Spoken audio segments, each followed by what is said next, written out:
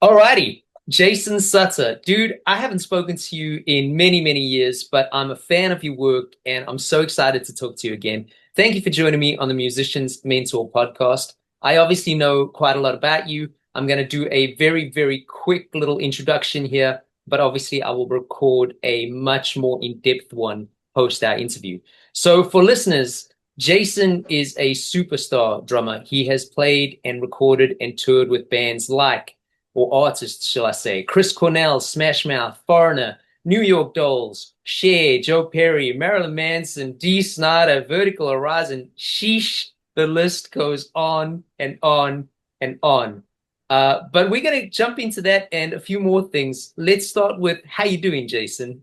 I'm great, Travis. Thanks for having me, man. It's a little early here, and it's been a crazy morning, but I'm great. Yeah, in a good way, good crazy. Amazing. And, we're not going to get into it because I know it's still in its development stages, but I love the fact that first thing as we jump in, you're like, oh, dude, gigs are coming through and stuff like that. I love that sort of like realness about it because the whole point of this podcast is to make up and coming and established musicians, but more up and coming and people interested in getting into the music business realize that, it's a constant hustle and you've got to put the work in and you've got to do your thing. But if you do it, it pays off, at least in my opinion.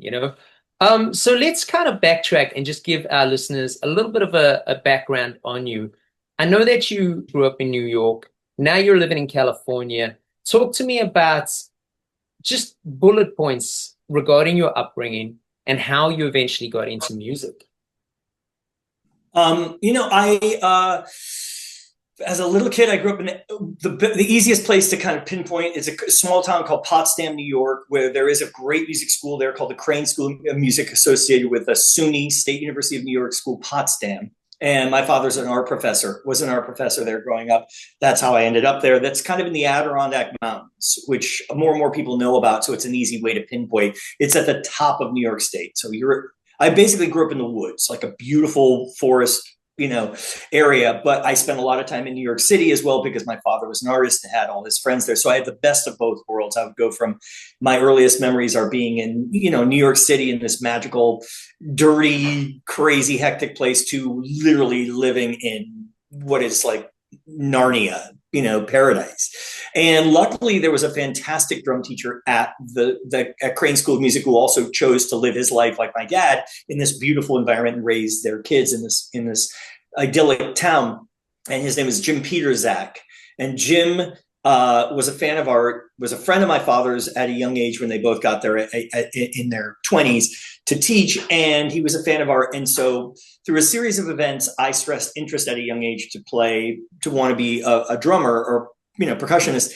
And so my dad, I think, somehow was in conversation with Peterzak and said he'd love to get lessons for me at a young age, which I'm very thankful for both of them. But my dad spearheading that and being so supportive. And basically, Peterzak, my father, in lieu of, he traded a piece of art for drum lessons. And so basically I got drum lessons for a few years with Jim Peterzak, who, as time went on, Jim became famous for teaching like a young Dave Weckl.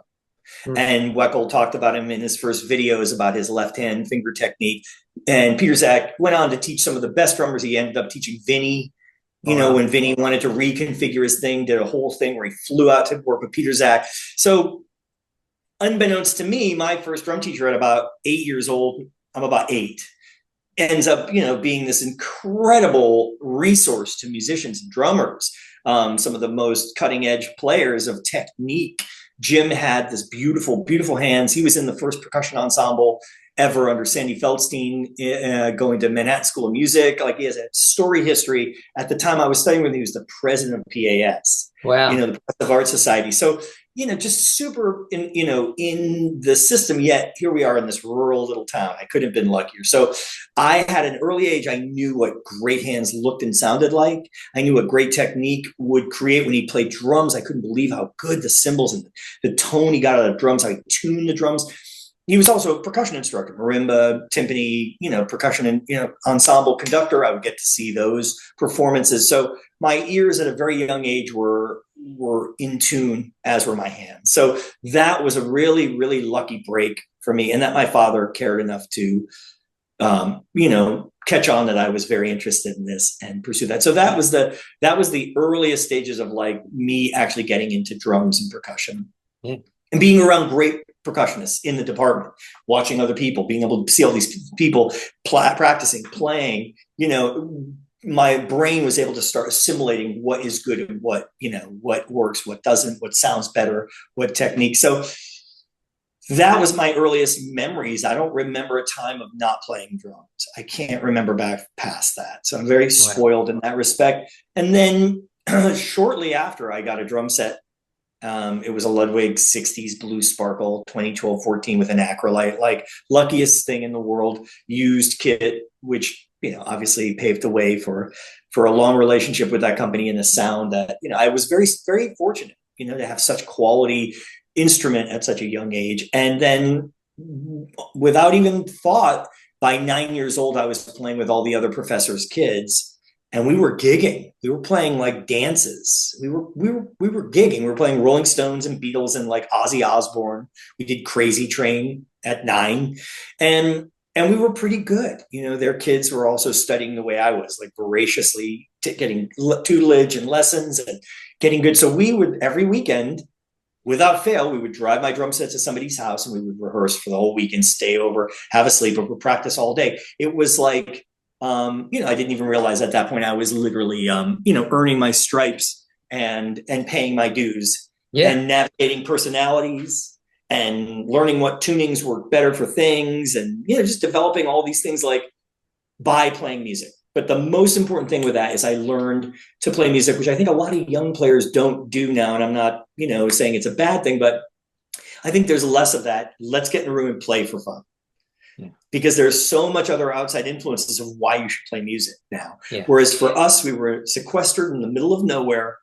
We had just enough culture. There were older bands playing in all the bars, so we could see them and go, I want to do that. We knew we couldn't go see a concert. We couldn't go like my friends who lived in cities going to see Kiss or Foreigner or any of these bands they could go see. We couldn't go do that because we were far away, but we could play that music. And our heroes were the guys who were playing in the bars really well.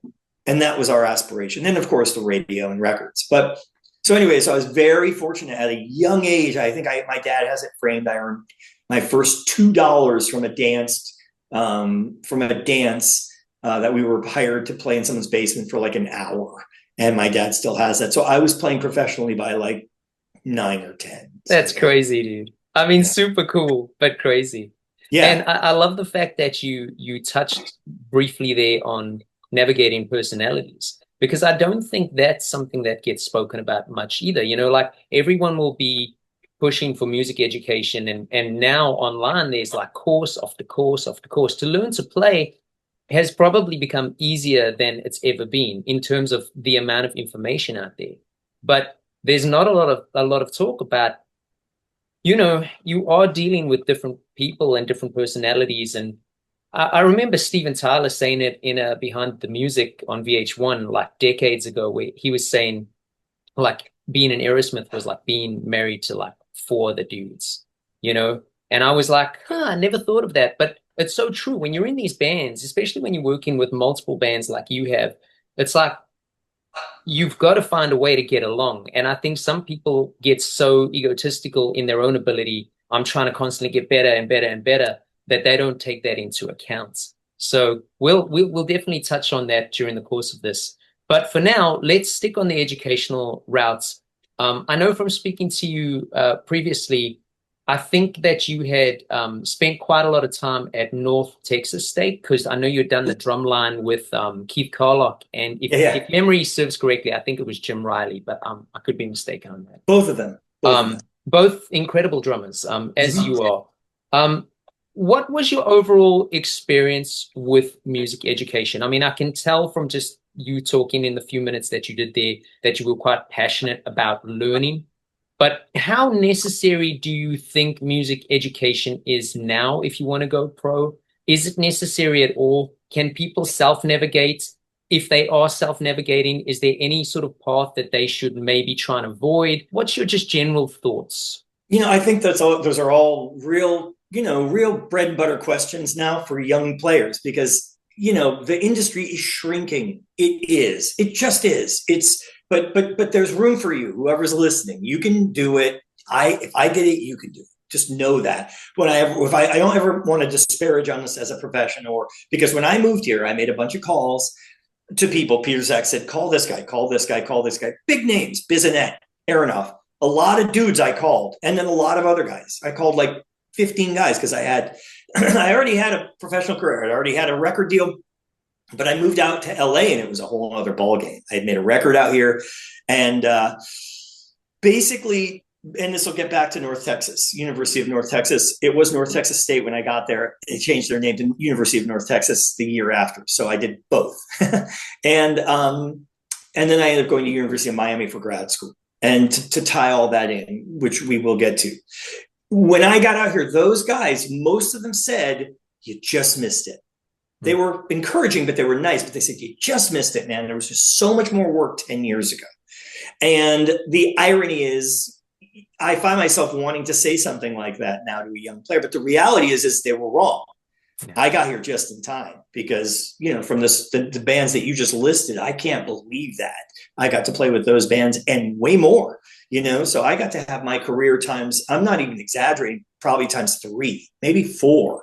My wildest dreams, I would never have thought I would have played with that. It's like 4 different careers. And by the time I was 40, I had lived all my dreams. You name it. What I had on a blueprint, I had done everything by the time I was 40. So my point is that I'm only 41. No, I'm kidding. But my point is that I got to do everything at an age way before most people even get started. You know what I mean? So with your dream, not your profession.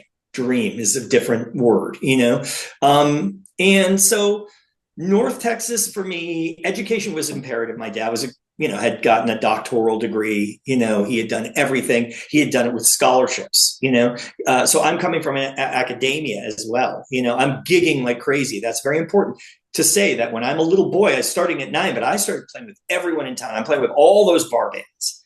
I'm playing in 4 to 5 different gigs by the time I'm 16. I'm playing in bars with the 20, 30-year-olds. I'm playing the cover band that's working, that has our own light show, our own truck, our own gear. We're working every night. I'm playing with the college band that's playing all the frat parties, that's playing, and each band plays different set lists, song lists, So I was already a session guy before I got to college. You know what I mean? And I recommend that to anybody young. Play with musicians. Yes, it's easier than ever to look at podcasts and learn and just play with other players. I find that so many young players now are so disenchanted with the industry, and it's because they're not doing it for the right reason. Yeah. Play music because you love music. Play with other people because you love that. And the more you play with other people, even though you will probably have people turn to you and say, hey, you're dragging, you're rushing, the sooner you get to play with people, record everything you do, and make yourself listen to it. Because the more you do that, you will hate the guy you hear. You will hate that person. It will drive you nuts. But eventually you will start to like that player, because that player will get better because you're listening to that and you're learning what works and what doesn't, right? When the bass player turns to you when you're young, with these older bass players, like I played blues gigs, the guy would have a cigarette sticking out of his mouth. He turn around and go, you're dragging, you're rushing. I told you last week, that's wrong. That's a Zydeco thing, man. You're playing the wrong thing. I told you to listen to that record. Afterwards, he would tell me, listen to this record, listen to this blues, listen to that shuffle, right? And then I would grow from that. And eventually it's not a threat. It's not disparaging. And you want to do it when you're young, right? And you want to always, as you get older, the less that happens, that's great that people are turning. But when they do turn to you, take it to heart and take it as a gift. Hey, what if we played this a little farther back? And, instead of going like, what do you mean? What's wrong with my, go like, okay, let's do it. Try to get into that mindset, because you will grow. And chances are, if you try it, it may be better. Trust the people you're playing with. And that is that navigating of personalities, where everything isn't an attack. on your playing, you're going to grow throughout your entire career. You know what I mean? And the best musicians, will take constructive criticism and go like, I've sold millions of records, but I never thought of that. Let's try it. Wow, it worked. Or it didn't. But instead of saying, no, I've got this all figured out, that's part of the fun of music. Yeah. Making music, letting the music do the talking, and to quote Aerosmith and Tyler and those guys, and one of the things I think you have to just enjoy it. Somebody once said, I think it might be Weckl said, or somebody said, if there's anything else you can do, if you can do anything else, do it. Yeah. Do it. But if you can't, and this is it for you, then play music, then get into music as a career. But if you can't, then do something else. You know what I mean? So to me, there's a beauty in pursuing, finding this crystalline, but you'll never find it. You'll just search for it. Enjoy it. Play with great players, make music together. Don't just play music, make music, and those personalities are huge. That's a whole other thing. To me, I call it meeting the parents. Okay. Just like you meet a girlfriend and you're going to meet her parents, right? You got to meet the sister, the uncle, the aunt, the dog sitter, the pet.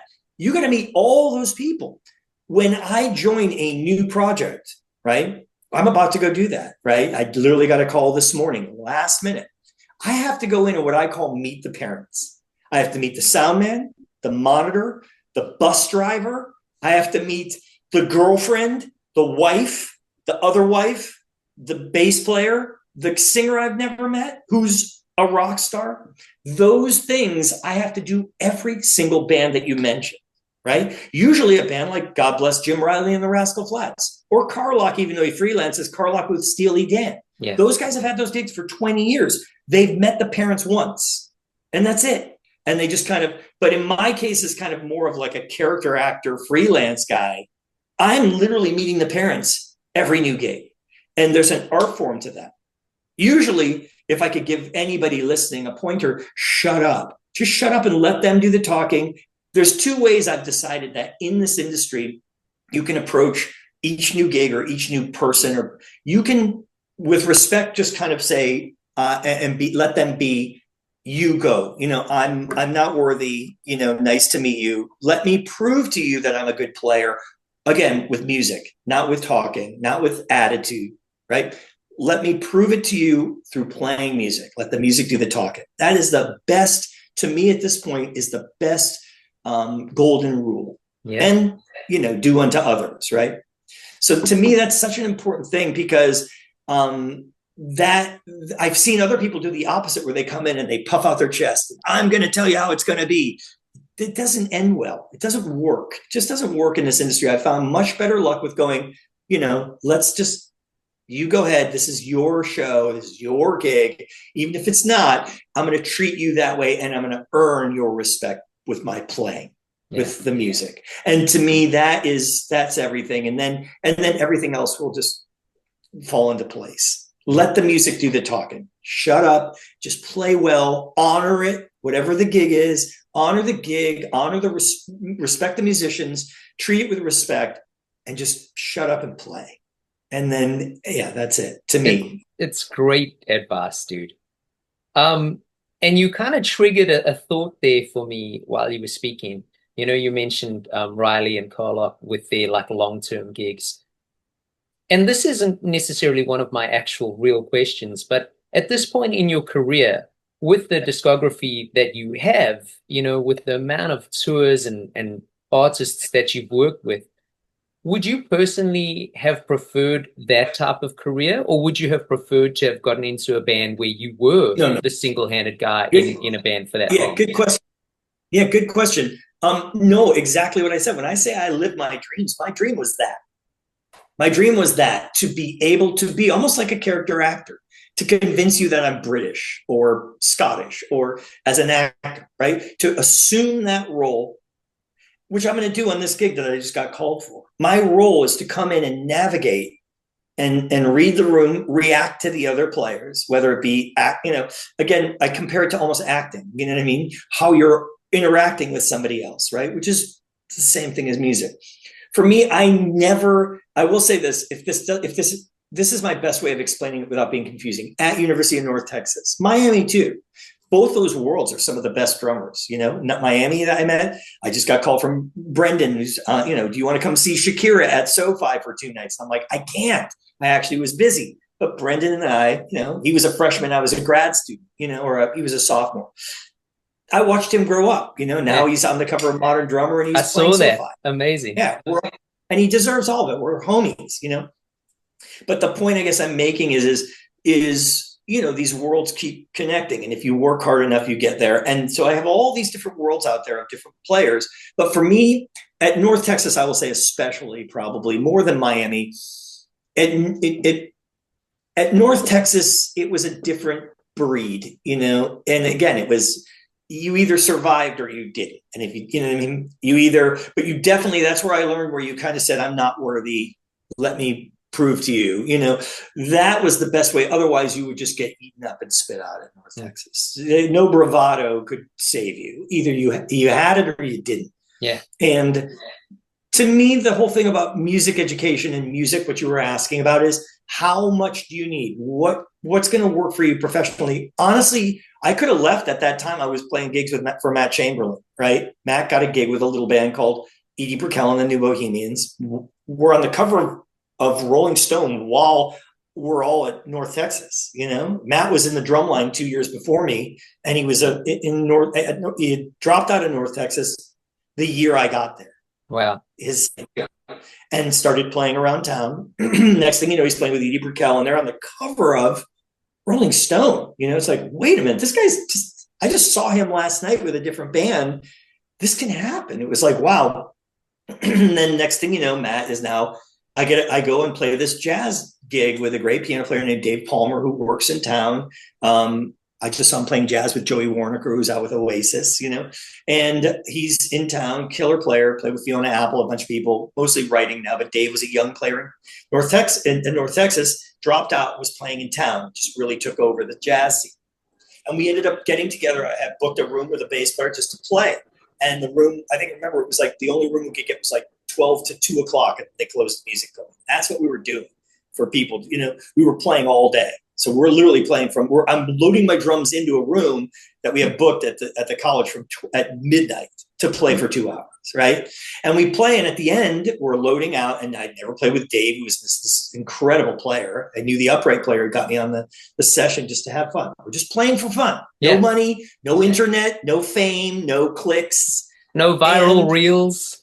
Nothing. No videotaping. It's just, and I'm probably recording it because I have a really high-end tape player with a microphone that my dad had bought me probably my second year of college, and I taped everything, and I made myself listen to everything. So as we're walking out, he said, "Hey man, my drummer is leaving to go on a rock gig. You sound great. I'd love to have you. If you're free, could you work this weekend? Because I'm looking for a drummer to fill the spot." And sure enough, Matt was leaving to go play with Pearl Jam, and he was doing jazz gigs with this dude, kind of artsy or fusiony jazz gigs, 3 sets, mostly improvised, mostly real book, but like cool arrangements. And Dave was such a great accomplished player at the time. It was like journeys, you just kind of go to these peaks and valleys. So it was a lot of listening and a lot of growing, So anyway, it was a trio with a great electric bass player named Dave Monsey. And so next thing I know, I'm going from being in North Texas to being out playing all over Dallas, and it never stopped. I worked Thursday, Friday, Saturday for the next two years, right? Mm. And in the summer, it was even more work. Back when there was a lot of work in Dallas, so what an incredible experience. Meanwhile, Matt Chamberlain is playing with Pearl Jam. So my point being is, he decided he was going to go do Saturday Night Live because he had met G.E. Smith, and I'm sitting at a restaurant with Matt, telling this story, like, what should I do? Should I go do Saturday Night Live or stay with this band called Pearl Jam, whose record is coming out in a few months? Yeah. Imagine this is all happening when I'm like a senior in college. And turns out he ends up taking the Saturday Night Live gig because he met G.E. Smith, who was playing with Bob Dylan, the New Bohemians were touring with. And G.E. looked at him and said, "Hey man, I could use you. Chris Parker is leaving Saturday Night Live. You'd be perfect." Yeah. That's how that all went down. And we're sitting at a Thai restaurant in Greenville, suburb of Dallas. And Matt's telling us this story. What should I do? And so he ends up doing that, hires a guy named an unknown dude who was playing in a band called like Dr. Tooth or some shit in Austin, Dave Abruzzi. Sight unseen, because he looks like he's got hair down to his, Yeah. he sounds like John Bonham and his hair down to here. And he sends him up to, with his drums in a van to Seattle, and the rest is history. Damn. That could have been me. Yeah. I could have said, you know what? Seattle's starting to get going here. This is 1991. I'm going to go to Seattle. I'm going to drop out of school. I'm not going to go to grad school for another 2 years of my life in Miami. You see what I mean? But instead, I knew that I had to kind of do that world. I felt like I had to do that world. Also, my parents were, my dad was steeped in that. Even though he was an artist, he said, you kind of should have that degree, right? And to be fair, I'll just get to here and then we can go back to whatever. To get to where we are now, the idea of teaching at a college would be fun for me. I did a whole world of drum clinics. I got to be one of Ludwig's guys doing it. I always was amazed watching drum clinics as a young kid, like Carmen Appice with Ludwig, and he's, going, what a cool thing. I would love to be able to do that someday, to be at that point. Eventually it made sense. I'd done enough gigs. I got started, Ludwig started asking me to do it. So I did. And it was incredible. And I learned and grew from that, and, the point is from doing those experiences, I thought, it'd be nice to do some, to be able to talk more about the big picture, music business, which no one talks about. No one talks about. I don't want to talk about paradiddles. I don't want to talk about licks. Yeah. I don't want to talk about technique. I want to talk about the big picture, meeting the parents. These are the things no one talks about, and it's everything. No. And how you navigate personalities. And just real quick, while we're in this, I know I'm bouncing around. I'm dealing with bands right now that I'm using skills I learned when I was 10 years old in my very first garage band. Crazy. Of how to make sure that I don't bum out the bass player, but I know that the singer has a good point. And I know that they're in the middle of this argument. So I got to make sure he's cool, but I got to keep this dude cool. So maybe do I talk to the bass player's side and go casually drop the hint that I'm going to side with this guy and say, maybe his point's pretty good. No, I get your point. You know what I'm saying? Yeah. How do I work as a navigating traffic cop to make this work where the band doesn't implode, the music wins, which is the most important thing. Totally. And we move forward, right? I'm dealing with the same navigation right now with other projects. You see what I mean?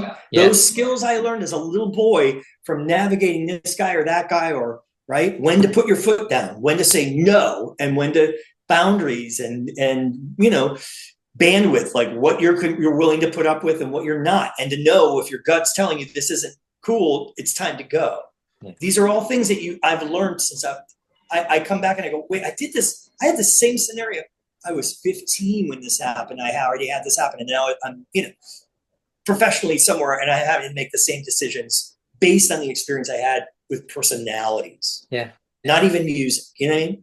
Well, so that's a big part of it. You know what I mean? Like what I learned, the biggest parts are the things that most people don't talk about. I agree. I completely agree. I mean, we've had some heavy chats on this podcast about definitely some vices, some money issues, just things that, again, the average, well, if you want to bring drums into it, the average drum podcast are going to be like, well, what's the depth of your snare drum? And, how thick are your sticks? And like that stuff is cool. It's super cool. But like, I agree with you. I'm at this point where it's like, I want to hear what makes people tick. I want to hear how you kept that band afloat when things were imploding and the bass player decided to stop coming to the gig, or what happened when the guitarist ran off with the drummer's girlfriend and stuff like that. I'm not trying to get into people's lives, but making that art last when things are all falling and deconstructing around it is always been, it fascinates me,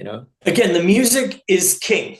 Yeah. And if you just follow that and make sure that I look at it like, if I do my job and I know the music so well and I've studied it and I know how to tune that drum from the experience quickly, it's not what the drum sounds like, it's what it sounds like with the band, right? And that's the difference, right? When you're just talking about tuning and there are a lot of guys who can talk for hours about tuning and heads and choices, but the rubber has never hit the road. Yeah. And it's all about where the rubber hits the road, which is when you're playing it with real people out there. That starts to fade away, the importance of that. Yes, it's important to be able to get a great sound.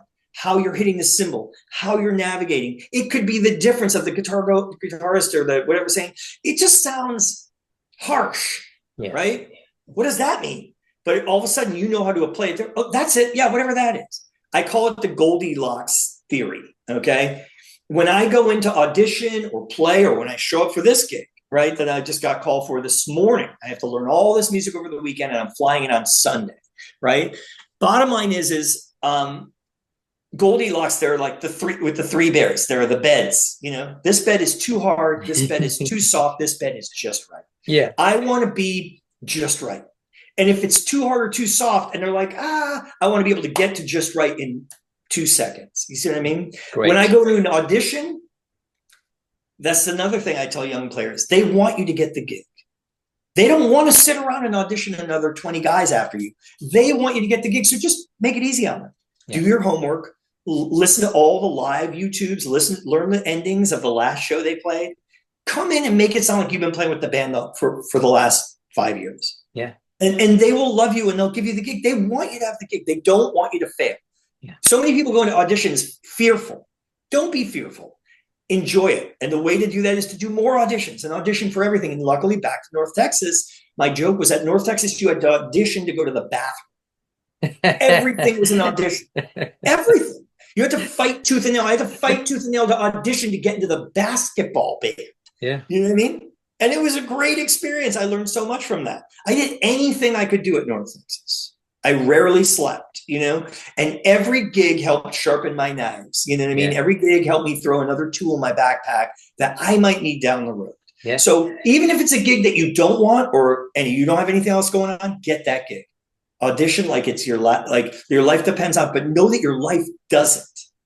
You're going to be just fine if you don't get the gig. Because if you go in and audition and you're fearful and you're worried and they're not going to like me, and what about these shoes? Should I have worn my? Don't. They want to like you. Yeah. They want you to sound great. They want you to be the guy. They want you to be Goldilocks and make it just right.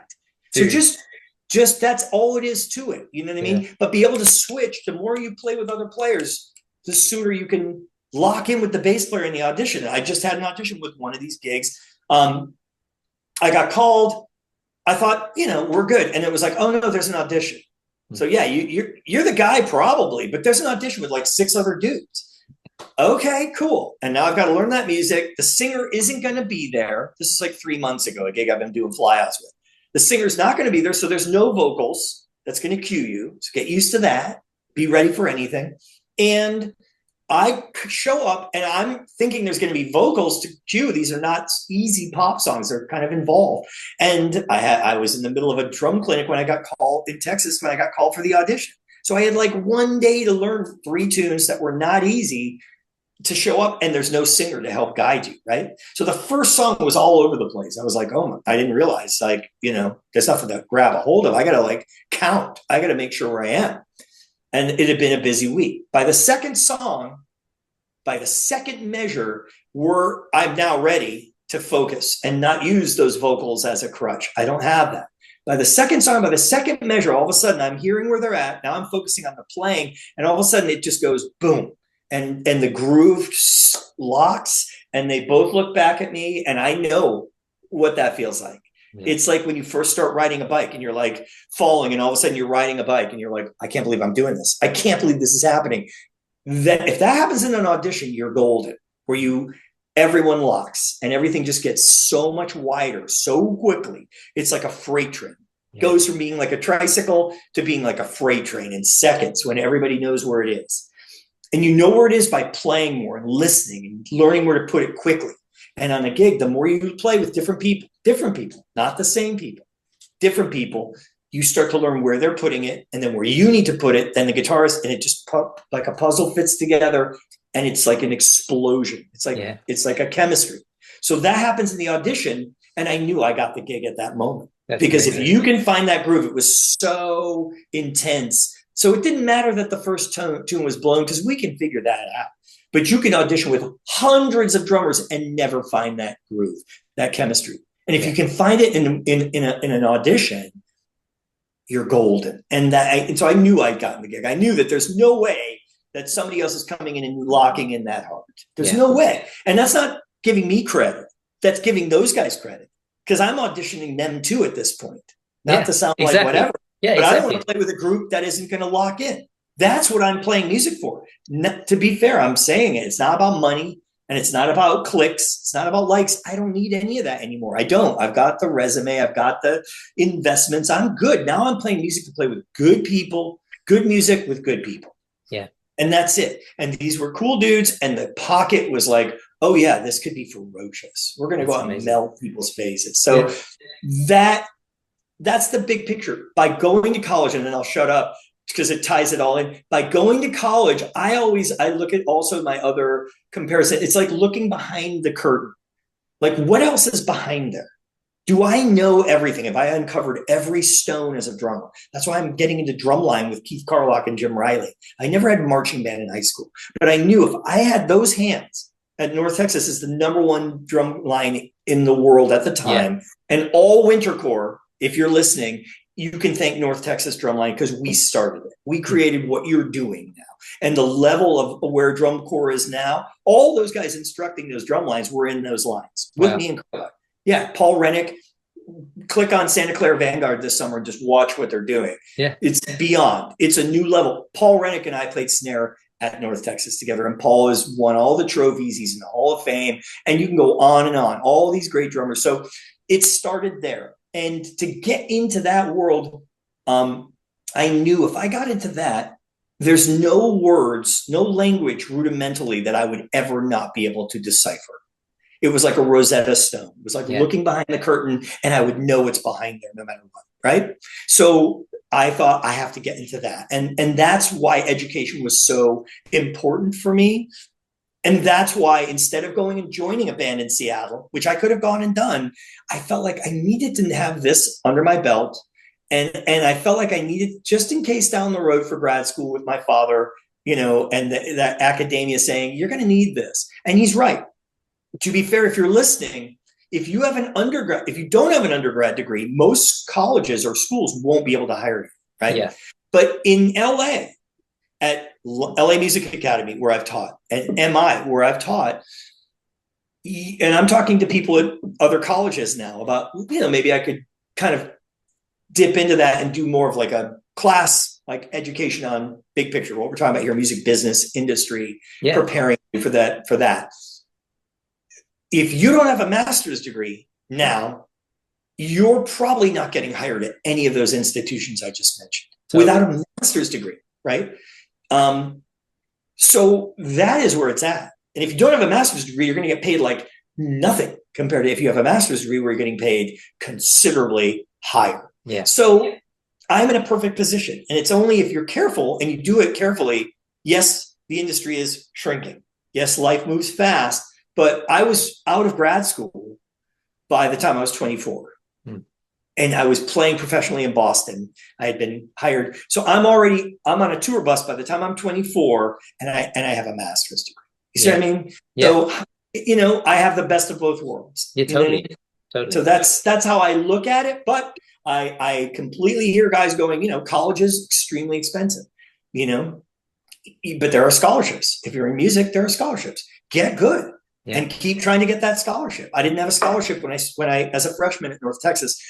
By the second semester, I was told, we're going to give you a scholarship next year, because Amazing. I earned it. You know what I mean? I was in every ensemble, and I aspired. I learned how to play marching snare drum with that level of dude by the time I was in my second semester. And so when the next year rolled around, I was in the snare line. But I had never, ever experienced anything like that in my life. I didn't have a marching band up in the mountains. We didn't have that. Right. But these guys coming in from Texas or they're coming in the South, Alabama, they have got hands. They've already marched drum corps as freshmen. You know what I mean? And that's what you need to do to get in that line. And so to me, that was the beginning of like, get the gig. Yeah. Get the gig. So I wouldn't sleep. Anytime a guy had a snare drum and was out there, one of those guys, I would walk up and they'd be glad to teach me what a inverted flam tap was. Right. Or anything that I didn't know. They couldn't wait to show me what that was, because they knew I was serious. Yeah. Same thing will emanate. If you're serious as a musician, you'll get the job, because they'll be able to tell that you care, and they can work with you, and you'll get there. Right. You can get your foot in the door, but you got to honor the art form, the music. You got to, like a quick other story. When I'd first been called about the Joe Perry project, speaking of Steve Tyler and those guys. And it had been talk about it. It's a long story, but I could tell you about that later if we had time, but how that came to be. But that took about 15 years. It started with Chris Cornell opening for Aerosmith in Europe. Oh, wow. Okay, on festivals. And we had just come out, and Joe had mentioned to the photographer, Ross Halfin, who's a famous rock photographer who's everywhere. He said to Ross, and Ross told me that Ross was shooting the second show we did with him on this, I think it was like a 2 or 3 week tour of festivals where we were direct support. He said, wow, this is going to be really fun. This band sounds great. Chris Cornell's back. And Joe said, yeah. And I think I found my drummer for the Joe Perry project when I finally get that back together, which hadn't played in 20 plus years. And Ross told me that years later and said, and I'm staying on him when he should do a Joe Perry project. And he kept putting my name in the hat. Long story short is that took about 15 years for that to actually manifest. But it started with that little moment there. And there was a time where Joe was going to put this project together, and he was going to do it, for real. He'd done little side parts of it or show up and do a couple songs with Johnny Depp as the Joe Perry thing. But he's going to do a full, Joe Perry project, do some shows, get it going. And I'd been called by a few different people. It sounded like he had somebody already from his past, one of the other guys from that project or whatever. And I said, you know what? I'm just going to start learning Aerosmith records in the weeks before he puts this together. I'm just going to learn all of Toys in the Attic, and I'm going to learn all of Draw the Line. I'm going to learn the live versions. I'm just going to start going in. I didn't have anything else to do. I was in between gigs, and I'm just going to start learning these records perfectly, right? I am going to tell the gods, the drum gods, that I am here and that I'm willing to do the work, and I'm putting it out there, right? And one of the first songs I've learned, I think it's the second song, is Adam's Apple on Toys in the Attic, right? Great song. And I learned that, okay? And I learned the entire record. And I learned these records verbatim. Every day I learned, shed them till I got it down. And then sure enough, through a series of events, let's just cut to the chase, I end up getting the call for Joe Perry. And I go out, and there's a set list of like 40 songs. It always starts with 40 and gets whittled down to about 18. Right? Because Joe loves playing and he can't make up his mind. And it's his project, so he shouldn't have to. Let's just see what works, right? And we get there. I've never played a note with Joe Perry. I've never played a note with Brad Whitford, who's also playing guitar at the Joe Perry project of Aerosmith. The singer is Gary from Extreme, legend, who's just as excited as I am to get to play these great songs. And the bass player was Dave Hull, the original member of the Joe Perry project. Legendary bass player, is also on Buddy Miles' record. Oh, wow. Yeah. I mean, Them Changes, baby Dave Hull. Legendary record. If you don't know it and you're listening, buy it. And we're just sitting there, and Joe shows up. He's testing his guitar. We've not played a note. Adam's Apple is not on the set list. Joe starts playing the coolest riff of all time, maybe, the Adam's Apple riff. And he just starts playing it. And he's just getting into it. And Gary walks back and looks at me with the most serious eyes and says, tell me you know this. And I was like, I do. And we play it. Amazing. And we kick into Adam's Apple. He sings it great. Joe doesn't even think twice that's not even on the set list. It's not even on the set list, but Dave Hull has gone and played with Aerosmith when the bass player in Aerosmith, Tom, had some health stuff. So he knew it. Joe knows it. Brad knows it. Gary knows it. What if I didn't know that song? Dude. But I knew that song because I just did the work. You did the work, yeah. Let it come. And I look at it like I call it honoring the drum gods. Like, just do the work. And we played that song perfect. It was spit shine. It was greasy. It was snotty. And Joe spun around and looked at me and he said, whatever you're doing, just keep doing it for the rest of the tour. Amazing. That was the first words he said to me. Yeah. The music was our communication, right? That's the magic. That's what it's all about. And really, if you get it, you get it. And if you don't get what I just told you, then you'll never get it. You know what I mean? Because that's all it is. And that is the lesson. You know what I mean? That's what it's about. It's about just interpreting it. Joe, to be fair, Joey Kramer was my drum teacher growing up, even though I've met him a couple times. You know what I mean? He taught me so much as a little boy listening to those records. Yeah. His drumming, to this day, when I listen to it, I learn something new. He's one of the best rock drummers ever, Joey Kramer of Aerosmith. You know, so that helped to be able to interpret that and be able to help put that in with my take on it. And there you have it. You know what I mean? And that took 15 years to get that job. Yeah. From me playing in front of Joe Perry with Chris Cornell and Ross Halfin reminding Joe years later that, oh, remember, you have a drummer out there that could do this gig. Yeah. You never know where it's going to come from. Dude, I mean, there's truth bombs all over the place. There's so many segues that I want to try and take. So I'm going to start with the first one because it was something I was going to almost ask you anyway. We were talking. Notice really quick that we haven't talked about a snare drum at all. Thank God.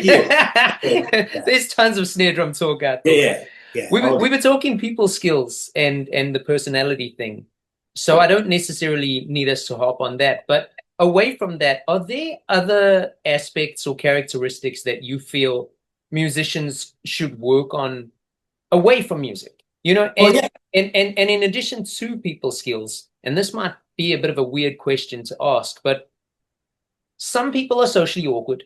We know this about life. It's all over online stuff. You know, it's become a lot more spoken about how some people struggle socially compared to what used to be spoken of. What would you suggest for people who are potentially a little bit socially awkward and maybe want to try and get out there to network or talk to people, but don't know how? What approach could these people take to try and get better at that? I think that's a good question. And yes, you're absolutely right. You know,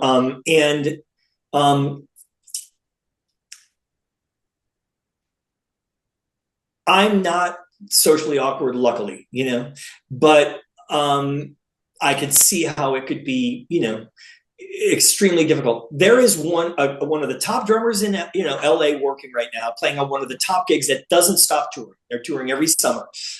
He and I auditioned again, you know, probably at least 10 gigs when I first got here, back when there were auditions literally every week in LA. I got here in 2000. He was on half those auditions and he never got a call back. I'm not going to tell you who it is. No, that's okay. But he's working now, and he got the gig from working with one of the guitarists on a side thing for doing like a video game.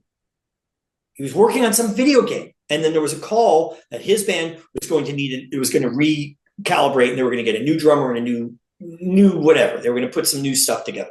And through this situation, so he did not audition well. And maybe it was personally, maybe it was playing. I don't know. But now he has this gig and he's been doing it for like 20 years. Right. So you just have to you have to keep doing what I was saying. You have to play. You have to play with more people. You just have to do it. And you have to use what skills you do have. You know, this guy's a great drummer.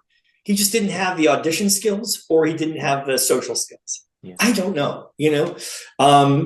And I feel for people like that because it's a hard business. It's hard enough. So get good at other things, you know, sharpen other knives, have other tools ready to go. And you might be able to come through a side door.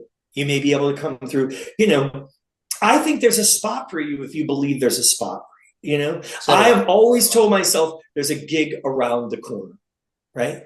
It's just around the corner.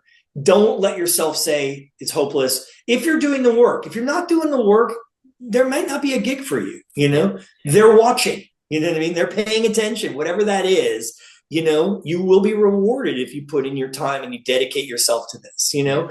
But I think there is a gig for you, and you have to just remember, even for me, with all the gigs that I've had, there's dry periods, and there are periods where it's okay that it's dry, for you know. But I get it, that desperation kicks in and you think, oh, it's hopeless, and then you stop for a second and say, there's a gig right around the corner. Just chill, play, practice, keep your knife sharp. Somebody calls, even if it isn't the best gig, maybe you should take it. So your memorization, learning the music stays sharp. You're ready to go. Your hands, you have calluses, you're ready to go. And I took this other gig for that. And now this gig that's calling is going to require everything. They just sent me music to learn. I have 3 days to learn. Like, I'm going to be in the driver's seat with some of the most important musicians who've ever played in history, who've ever graced the stage. And I have to go in and make them feel 100% comfortable, even though I have not learned any of this music until now. You know what I mean? That is because I have been learning music, because I have been playing shows, because I said yes to a gig that didn't pay anything, so that I knew that if something came along, I would be ready to go. Yeah. And let's face it, man, as a drummer right now in 2025, depending on when you're listening to this, you know, there's Pearl Jam is open. The Foo Fighters was just open. These gigs are all open right now. Dude, there's like, it's the year of like drum replacements. It's kind of crazy. I keep seeing all these people, the drummers marking themselves safe. It's kind of hilarious, you know? There's a lot of openings. There's a lot of possibilities. You should, you know, now's a good time to take this, you know, take this to task. So I don't know. Hopefully that helps. But anyway. Well, I love the fact that, you know, again, not to just blow smoke, but you do hear a lot of guys staying positive and going, oh, this will happen, that'll happen. But the thing that comes through very clearly from you is you are adamant that you have to put the work in. And I'm such an advocate for that. I agree with that 100%. Like, you can hope all day long that this thing's going to work out, but you've got to put plans together of action and work to try and at least get to that point, versus a lot of these guys in music world, and I'm sure the rest of the world, that kind of like, well, it used to be you were waiting for the phone to ring. No one really waits for the phone to ring anymore. But like, you can't just wait for the phone to ring. You should be doing work. You should be learning those Aerosmith tunes in case. You should be doing these things in case, you know, it's like, help yourself along. Something else I want to sort of pivot towards, just because you used the word investing when you were talking previously. Now, again, Jason, I don't want to get up all in your business and stuff, but what advice, if any, can you offer up-and-coming musicians or even established musicians on trying to, you know, think about those dry spells? Think about ways to maybe have some different money coming in, if they're in that position, of course, so that when there is no work, you aren't also necessarily going, oh, bro, like, I'm not going to eat this week. Mm-hmm. Well, one other thing really quick to tie up the last thing is, it's one thing to put your energy in and keep going and sharpening your knives, but what I'm referring to, just to clarify, is we're talking about playing music with other people. Yeah. That is, you're constantly learning, listening, honing, developing. So many other drummers now, unfortunately, are thinking that by going on social media, like posting, by practice, showing them playing drums in their practice, or by talking about that is helping them move towards a job. And to me, I just don't think that is nearly as proactive or productive as playing music. So there's a fine line. I'm not saying one is right or one is wrong, but just to me, there's a little bit of a blurred edge there with that. So hopefully that makes sense. Yeah, I get it. It's not about like, well, man, I'm sitting there and I'm loading this and I'm keeping my website current and I'm doing, those are important, but that is not, I think you're losing the point if that's where you're focusing your energy instead of having your playing happening first, right? Yeah. And so many young drummers mistake clicks for real nuts and bolts practice and listening and those skills with these other avenues that don't really have anything to do with music. So just keep that in mind. So back to what you're talking about, because I think too many young players just go way in the wrong direction, I think, because it's easy. There's so many other ways that you can make yourself think you're doing something, but really you're just wasting time, which a lot of social media is. You know, and it's getting to people who aren't speaking the language of music. They're speaking the language of the nuts and bolts.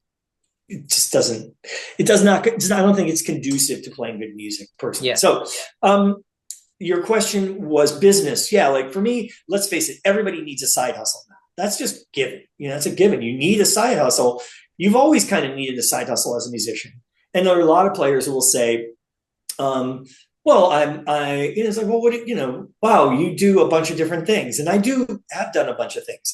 But a lot of friends of mine will say like, oh, I'll ask somebody, I'll say, well, what, they'll say like, yeah, I don't have a bunch of side hustles. And I'm like, well, what do you do other than playing drums? It's like, well, I play drums live, and I'm a teacher, teach drums, and I do sessions, and I have a beautiful home recording. I was like, to me, that's one thing. All You do one drums. thing. Those are all drums. And as the industry is kind of, getting smaller, you're literally putting all your eggs in one basket.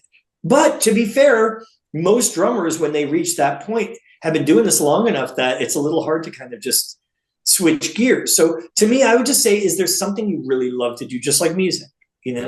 Like if there's something else that you like that interests you, and you can turn it into a side hustle when you're not gigging or holding implements in your hand, whatever that may be, then you can fill up that space, A, and stay healthy, and B, mentally as well, where it's not just, because there's some guys who are just drums, cymbals, guitars. It's just too much, man. You got to have life. You got to have other things that are interesting to you, or it can start to sound stale. You know what I mean? Just like your life can kind of get if it's all music. Yeah. Nowadays, you don't get the luxury of just being all music anyway. So is there something else that you can do that you enjoy? But there's nothing wrong with doing something just to keep you in the game, if it means working at a coffee shop or whatever. Another good point to touch on that Jim Keltner, I remember reading, said, enjoy the downtime. If you've been working and gigging. So for me, I also have to say that in here, where when I was working a lot, this isn't to the new guys or the guys who have been scraping at the top trying to get there. Keep scraping. It'll come, but don't be bummed if you've worked a lot, don't struggle. It's like, don't drive yourself crazy. Just calm yourself and enjoy the downtime. Practice, keep your knife sharp, but just go to an art museum, go get an ice cream, go out to dinner, go on a date. I don't know, do something, go on vacation. Jim Keltner said that, and I think it really helps me in those moments too, just like enjoy the downtime. Yeah. You've already had gigs, more gigs will come. Just keep doing what you're doing and don't be like the fish trying to get out of the net. You'll just get tired. It's counterproductive. You know what I mean? So that leaves, what do you do that can maybe keep you going when you're not working? And to me, for me, now I can talk about it, is that I've always loved real estate. I love homes. I love design. I like building. One of my dreams was to build a home, from the ground up. Investing in properties, and it was interesting to me. I travel a lot in Nashville and go through there. And I thought, man, this city is really coming together, and it's very inexpensive to buy. And I saw this, I've seen this in real estate in LA too, where like major roads go through certain areas, and it goes from super fancy to less fancy to kind of not great to crappy. But that means it's coming, and eventually it's going to get here. And I saw that happen in LA. I saw LA go from literally Beverly Hills, the beach, Santa Monica, Beverly Hills, and then you're West Hollywood, then you're in Hollywood, then you're in the lesser Los Feliz, but on its way up. And then you're in Echo Park, which is basically, by the time, I got into real estate, that area was like gangster rough. Wow. And then eventually it all came there, and now these areas are really flourishing. So I thought, well, I wonder if I can do that in Nashville. There's a street road like Sunset called Gallatin. And that runs from the center of downtown Nashville, which is booming, into another area called Germantown, which is already sold out, into what's called East Nashville, Lachlan Springs, golden, beautiful little city, 5 Points, gorgeous old Victorian homes, super expensive now, was not. And it keeps moving and it keeps going. And there's more of this area called Inglewood, which is also East Nashville. And then it hits Madison and I'm like, I'm going to buy in Inglewood. And people were like, you're crazy. I'm like, no, Inglewood's Echo Park. And it was cheap. And sure enough, now, that was 2007, by 2013, all anybody could talk about was Inglewood and East Nashville. Amazing. Incredible. I'm literally living in between my little crappy house, which was the nicest house on the street once I fixed it up, now I was living in between the singer for Cage the Elephant and the guitarist for Taylor Swift. That's great. True. And people were like, why did you buy there? What made you, that was insane. What made you, that risk, because I was young enough to take a risk. I'm getting paid money from Chris Cornell. I have a real estate license for fun in LA, and I'm starting to understand how that works to help people buy houses, not to make money. I just love homes. I love the design. And in Los Angeles, the homes are really cool. So I get to, as an agent, walk into these beautiful homes and help and try to get people into them, you know? That's so cool, man. So that was something I was into, but I would never talk about that until now, because I'm done now with real estate. That's done. You know, I'm no longer an agent, but I did it for 21 years for fun. But I sold Brendan Buckley his home from Shakira. Oh, wow. Dude, I had no idea. Of course, you know, and he's still in it, and he's raising a family, and so the point is I did that for fun. It was satisfying to my soul. It did pay some extra money, but it got me into that. And then any money I made from that, I invested into other properties in other areas. And I did the same thing with Joshua Tree before. Joshua Tree was everywhere. I did the same thing where does that main road go through? I'm going to buy in that area. It's like Brooklyn, you know? Yeah. Like nobody would have dreamt Brooklyn in the 90s. In the mid 90s, it was going to become Brooklyn in the mid 2000s. Yeah, dude. It was a garbage can. Sorry. No, it was like the last place on the line. And now it's the coolest place you can live in New York. Yeah. So this is that Brooklyn theory of like buying, but now it's the cat's out of the bag. There are very few places left, but there are. I bought in those areas. I bought in East Nashville way before it was East Nashville, when it was dangerous to live. I had to have evictions as a renter, you know. I bought in Joshua Tree when it was super cheap and people were like, you're insane, you know. And then Joshua Tree was the number one zip code to the number one improvement of zip code prices. It went up the most during 2020 when the housing market went berserk during COVID, you know, the number one. But what goes up must come down. It's getting some adjustments, but I paid nothing, so I'm cool. And I can rent those as Airbnbs, just like my Nashville properties, which is what they are. And I get money coming in, which is the supplemental income. It's basically, I can just sit home. I manage those myself with a phone. I can be in Italy making sure that the cleaning crew is, you know, getting in there early because they want extra pillows because they're extra people or whatever it is. Or if there's a dilemma, the power went out because of a storm, I can, you know, be dealing with that in between gigs, you know what I mean? Or on the plane or in the airport. Yeah, it's a little more, but I got good at it because I got on that Airbnb thing in the beginning, you know? It's all risk management.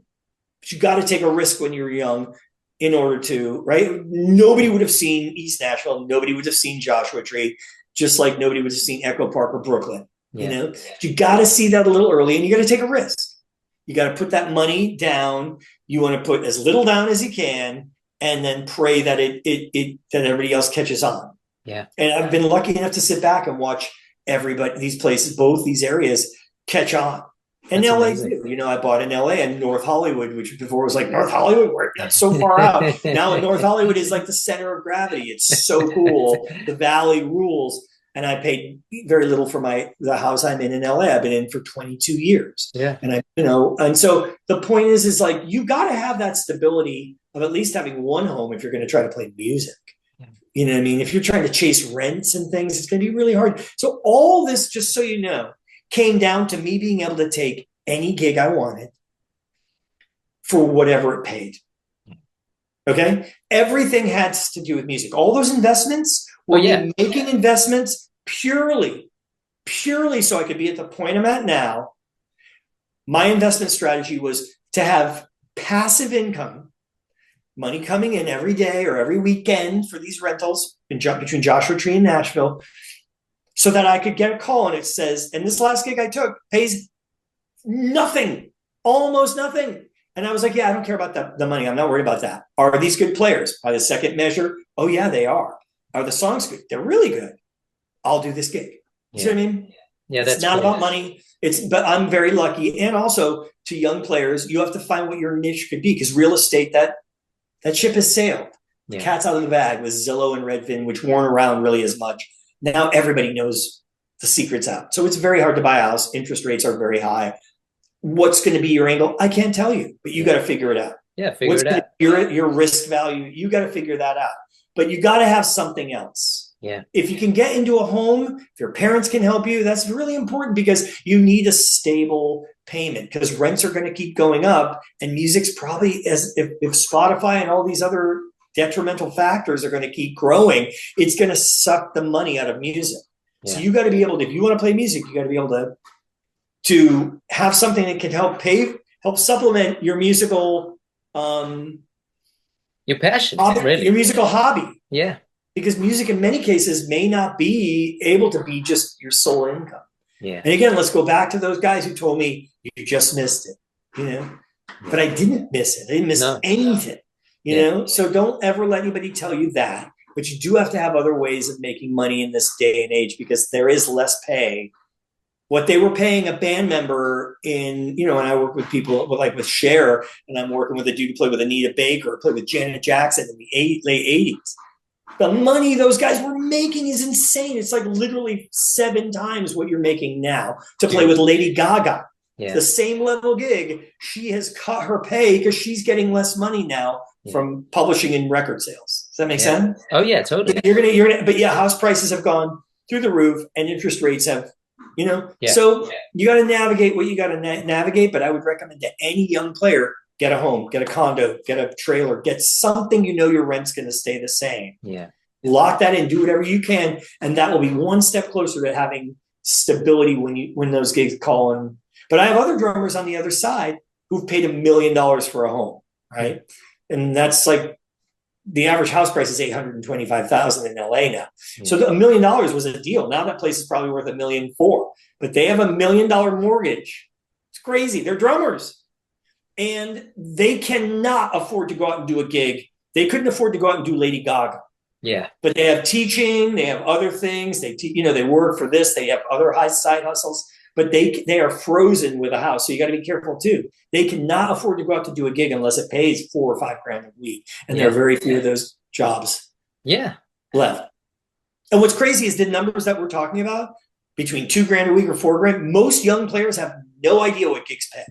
Well, it's so taboo to talk about money in music, and it's come up in the podcast a few times, and some guys are quite open to speaking about it, and some guys aren't.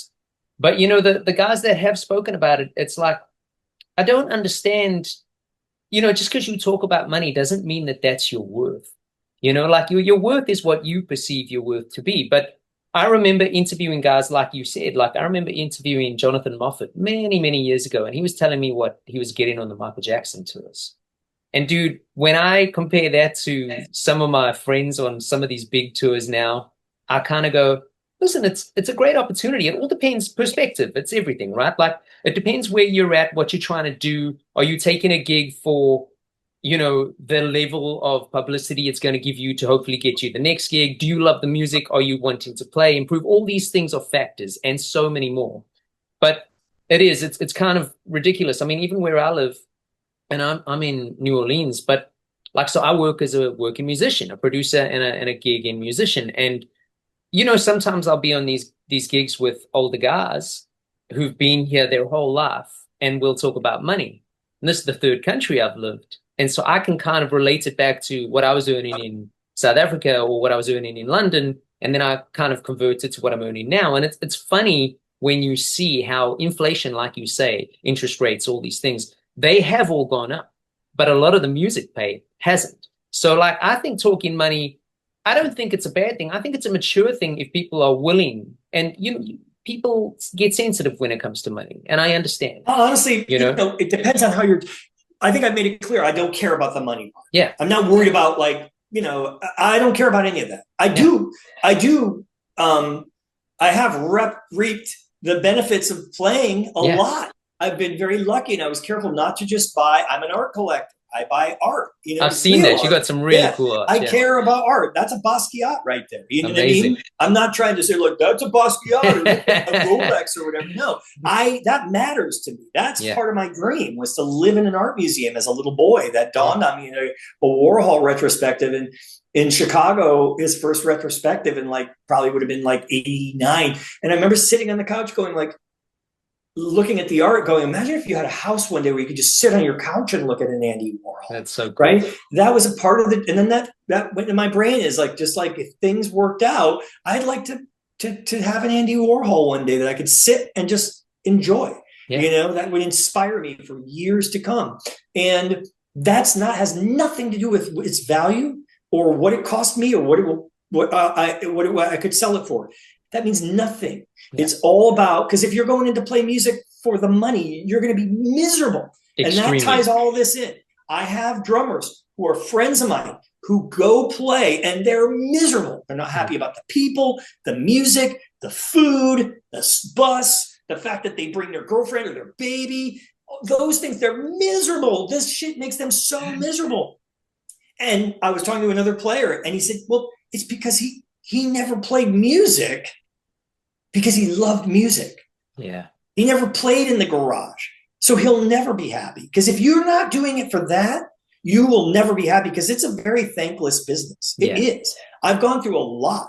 People don't realize, like the frontman or the tour manager or there's a lot of really negative circumstances where you have to really navigate. It's not always like meet the parents. It's meet the parents. Like, like I'm going to have to deal with this singer for the next, who knows how long, you know, because of substance abuse or physical abuse, him abusing somebody in the band physically because they've been together for so long. It's not sexy, man, but you got to just remember, I'm there for the music. Yeah. I'm here to serve the music and play well, and then you'll be okay. But if there's any other extenuating circumstances, which is why you're doing the gig, you're going to be miserable. Yeah. So money has nothing to do with it. Just saying that. But to me, where else do you put your money? If I know art, which I do, okay, real estate. That's number one for me. Then what else? What's next? What makes life beautiful? That art inspires me. And I luckily got onto this thing way early on when I had no business trying to buy art, you know, in worlds of auctions where I had no business being there, you know, and you just kind of do it, you know what I mean? And real estate came natural, and I've gotten to build a couple houses since then. So cool, man. I get to go and stay in a house in Joshua Tree I built from the ground up, and I get to enjoy this down to you name it, the insulation and the drywall and where the light placement is and the way the layout and the bathroom and the fireplace, you know, that is satisfaction. And it all came from playing drums. Yeah, amazing, dude. All of it. Absolutely amazing. All of it. You know what I mean? It's all about honor the music, and the music will take care of you. You know what I mean? That's really what it is. So I'm not saying those things to sound like, you know, like I'm a baller. I'm saying it because it is a natural, even on my level, when we're not talking about like, you know, what dudes were making back in the day. And Mover was super smart with buying studios, real estate, cars, and motorcycles. Talk about a savvy cat, you know? That dude took his thing and grew it into this massive, you know, my retirement plan. This is my retirement plan, is my goal. And you need to look at all this stuff. You know what I mean? It can be a problem to look too far up. You want to be present. I recommend that to any player. Just be right here, right now. Don't worry about what's coming, and don't worry about what somebody said or what happened. It'll save you time if you're listening to this. Just be right here, right now, and do everything you can. It's going to be really hard. But as an older dude who's done this, if I could pass on something, just be present. Be right here. I'm right here with you right now. You know what I mean? It makes life so much easier. You know what I mean? But it's hard. I understand. I feel your pain. I was there, you know? And I'll still be there again. You know what I mean? But at the end of the day, my retirement plan, which I came up with probably 15, 20 years ago, because I realized, you know, that you got to be looking at this. If you're not paying attention, it'll pass you by. Totally. Opportunities will pass you by. So my plan is to enjoy my career long after it's over. That's all it is. So I can be sitting at a certain point in 20 years or 5 years or 30 years, God forbid, and say, I'm so happy I got to do all those gigs and have no regrets. You see what I mean? Not worry about where I'm going to, you know, I'm going to pay for food or a mortgage. I'm going to be able to sit back and go, God, it was so great I could relive the joy of being on stage and playing with these great players and all the experience, travel, meeting cool people, being able to be able to give back in a clinic in Prague or some random place that's so crazy. I never would have dreamt of. I want to be able to enjoy all that long after it's over. Yeah. And not be like so many musicians that I was afraid of like, business sucks. It's terrible. I can barely pay my. No, I don't want to be that. I don't want to hear that. Yeah. I want to enjoy music, you know? Yeah. Dude, listen, I have two more questions for you because I know we've run over and I want to respect your time. No, but I feel like you've potentially answered the one, but I'm going to ask it anyway. I'll make that my last one. This one, not so much, and I don't want to go down a negative path, especially because you've got such positive energy. I love it, man. So I don't want to like suddenly swerve this. But in your opinion, what has been the hardest part about being a career musician? You know, I feel like we were just on this point, you know. I feel like we were just talking about what were we talking about? I feel like there was something I wanted to say aside from the idea of I want to retire.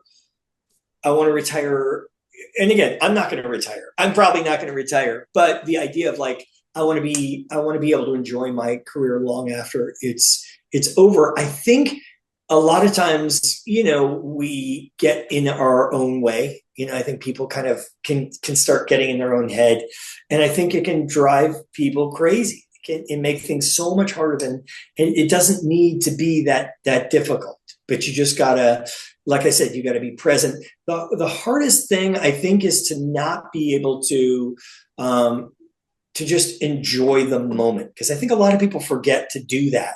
Yeah. My dad said something to me when I was playing with Cornell, I think, and I'd been playing with Chris for about 3 years. And we're playing a show, and he looked at me and he said, you know, this might be the best moment of your life. Don't forget that. Yeah. And that was great from my dad, you know, such a good dad thing to say. But you got to remember that. I think a lot of people forget to enjoy it while it's happening. You think, again, present. You worry about, oh, down the road, I'll be able to enjoy this. Or down the road, I think one of the hardest things is to not be present and to not enjoy it while it's happening. You know, don't sell yourself short. You know what I mean? And enjoy it. Enjoy what you have gratitude, you know, have that feeling of, I'm so lucky I have this. We're so lucky we get to do this. We're lucky we're doing this right now. This is what we're doing. This has been a blast, man. Yeah, but we're lucky we get to do this. Yeah. You know what I mean? So I think when you ask, I'm looking at it, framing it from differently, like what's one of the hardest things? I think we can make this harder. We can make this easy, you know? Agreed. And you got to remember, what are we doing this for? You know what I mean?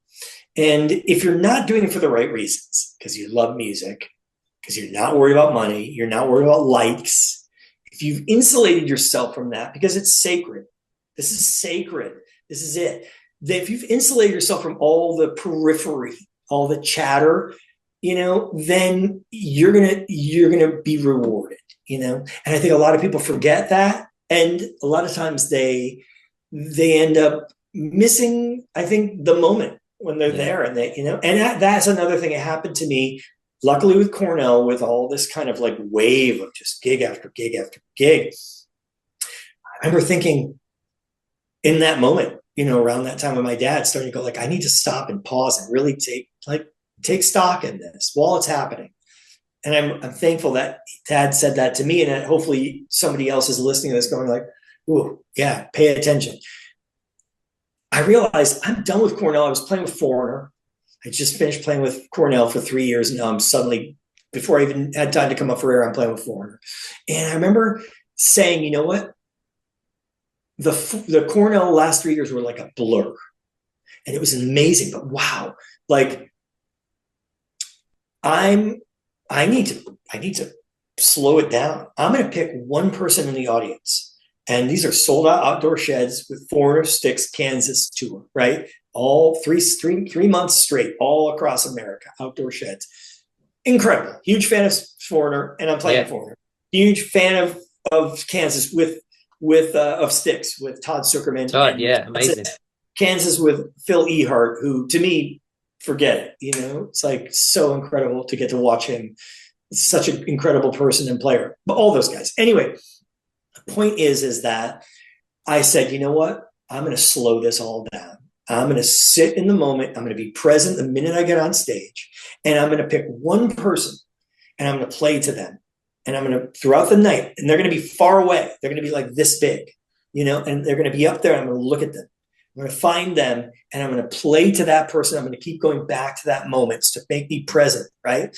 And it just made me and so that's something I've used from the moment that happened, which was probably about 2010, that I would forever just pick someone and then just go back to them to make sure I stayed present, because that show can end so quickly. So just don't let it be present. Just don't let it pass you by. Enjoy the moment. And so now I can relive those moments. I got from that. The next gig was the New York Dolls, Foreigner, the New York Dolls, those gigs, then Manson, then Cher, all those gigs now, I was present. I was there. I was in that moment. And that was a way for me to realize that I could enjoy it in real time and then relive it down the road, but not be distracted from that moment, of just trying to get through the show. So to me, that I think is something, I don't think it answers your question, but I think it kind of reverses it and just shows that there's a way to not get caught up in all the other things and forget about the music. This keeps you present playing music. And another thing, just to say this for young players, don't forget that the only reason you're there is for that person. That's why you're there. A lot of people forget. In fact, I'm probably blowing people's minds by saying that because they've never thought of that. Yeah. You are there for that person. So if you're not having a good show, you're angry at your tech, the drum head broke, you better not show that, because whoever it is up there is looking to you to forget what's happening in their life. They're 100%. There for music. They're there. They don't need to come to see any stress or any bump. They want to just hear great music. Yeah. That's your job, So that's all you have to do. And then it trickles down from there. But that's the end of the line right there. And most people probably haven't ever thought of it that way, Yeah, I have to agree.